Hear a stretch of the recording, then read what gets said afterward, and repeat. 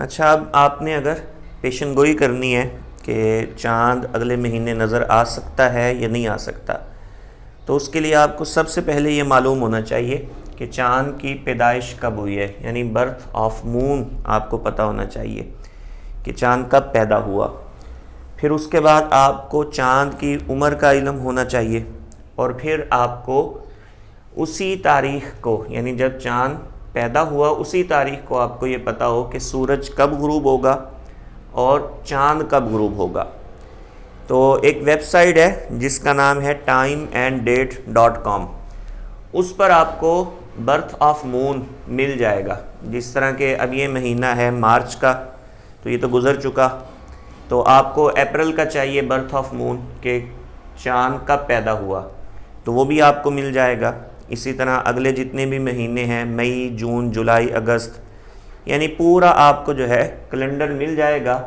جس میں آپ اگلے کئی سالوں کے برتھ آف مون دیکھ سکتے ہیں کہ چاند کب پیدا ہوا۔ تو برتھ آف مون آپ کو وہاں سے مل جائے گا۔ پھر مون سیٹ اور سن سیٹ، اسی طرح آپ کو جناب والا مون رائز اور سن رائز، یہ بھی وہاں سے مل جائے گا، یعنی سورج کب طلوع ہوگا، کب غروب ہوگا، اور چاند کب طلوع ہوگا، کب غروب ہوگا۔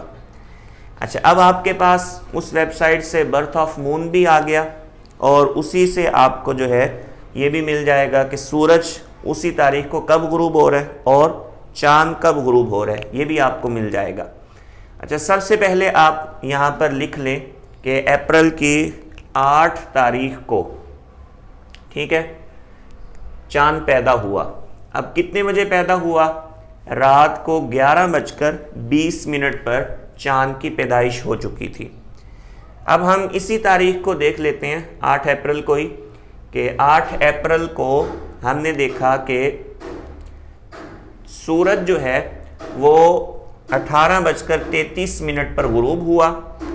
اور اسی تاریخ کو ہم نے دیکھا کہ 18:15 پر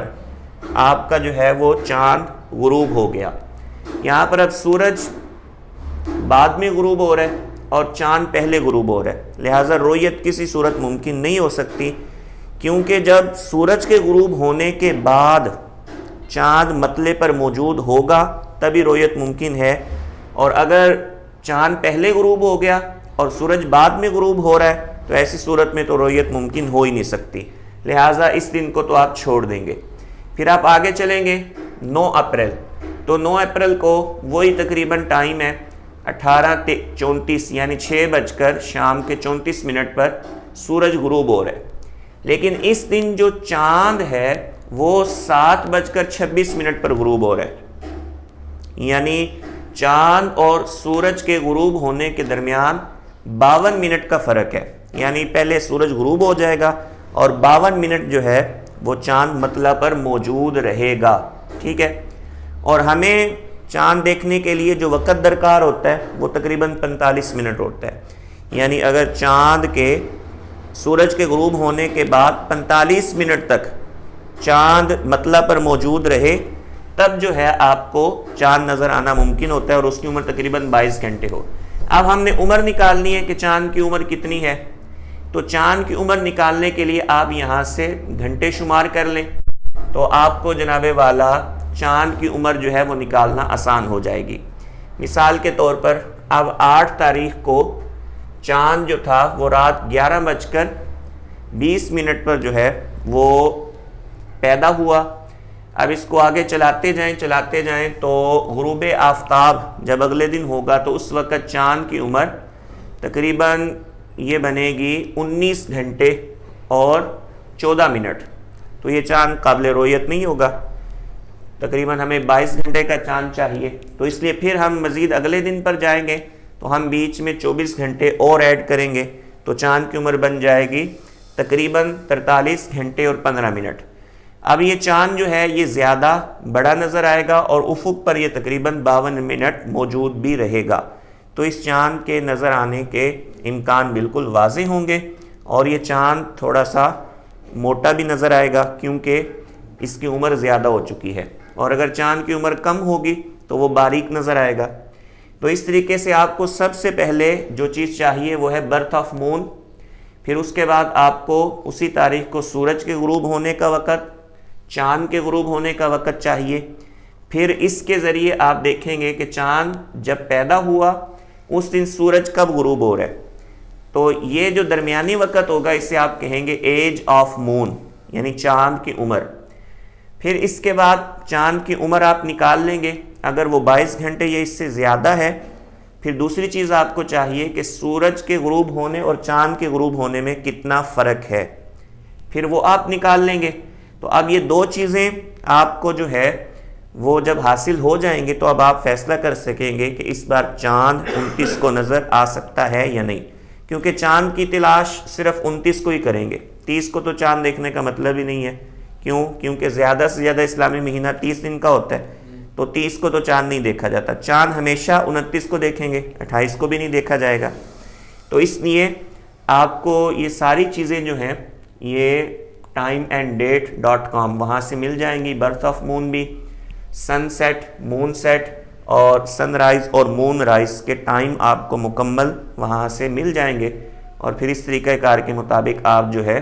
وہ چاند کی رؤیت کا امکان ہے یا نہیں اس چیز کا علم حاصل کر سکتے ہیں۔ لیکن یہ صرف ایک علم ہے، اس کی بنیاد پر آپ اپنا اگلا اسلامی مہینہ شروع نہیں کر سکتے۔ اسلامی مہینہ شروع تب ہوگا جب شرعی گواہیاں پوری ہوں گی اور رؤیت ہلال کمیٹی جو ہے فیصلہ کر لے گی گواہیوں کو پرکھنے کے بعد۔ لیکن جو کچھ اسلامی ممالک ہیں عرب کے،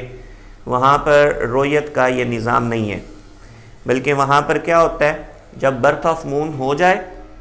اور برتھ آف مون کے بعد وہ دیکھتے ہیں کہ اگر سورج غروب ہونے کے بعد چاند غروب ہوا ہے، چاہے وہ قابل رؤیت ہو یا نہ ہو، وہ اگلا مہینہ شروع کر دیتے ہیں۔ یعنی ان کے پاس جو ہے اس طریقے سے قمری کیلنڈر بنے ہوئے ہیں اور اس کے مطابق ان کی عید یا دوسری چیزیں جو ہیں ان کا تعین ہو چکا ہے، یعنی وہ کافی سالوں کے انہوں نے کیلنڈر بنا کے رکھ لیے ہیں اور اسی کے مطابق وہ عید کرتے ہیں اور اسی کے مطابق اپنا رمضان اور افطار کرتے ہیں۔ لیکن ہمارے ہاں چونکہ میں نے آپ کو بتایا کہ ایک نظام ہے، رؤیت ہلال کمیٹی بھی ہے، گواہیاں بھی ہوتی ہیں، اور ہم رؤیت پر ہی جو ہے اپنا سارا اسلامی عبادات کا جو مدار ہے وہ ہم رؤیت ہلال پر رکھتے ہیں۔ کل میں نے آپ کو بتایا تھا ہمارے نزدیک وہ حدیث پاک جو ہے اس میں رؤیت سے مراد آنکھ کی رؤیت ہے، تو وہ اس کا معنی یہ مراد لیتے ہیں کہ اگر سورج کے غروب ہونے کے بعد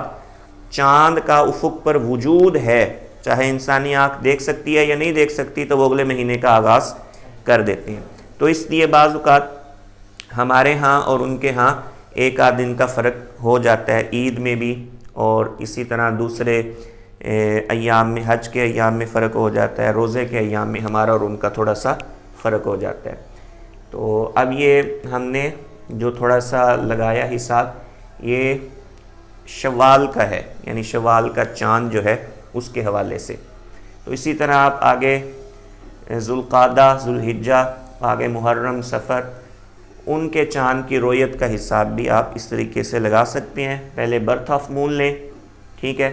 پھر اس کے بعد آپ سورج کے غروب ہونے کا وقت لیں، چاند کے غروب ہونے کا وقت لیں، پھر آپ چاند کی عمر نکالیں، پھر یہ دیکھیں کہ سورج کے غروب ہونے کے کتنی دیر بعد چاند غروب ہوا، ٹھیک ہے۔ پھر قاعدہ آپ کو معلوم ہے، عمر اگر 22 گھنٹے یا اس سے زیادہ نکل آئے اور سورج کے غروب ہونے کے بعد کم از کم 45 منٹ تک چاند افق پر موجود رہے تو وہ قابل رؤیت ہو جائے گا، ٹھیک ہے جی۔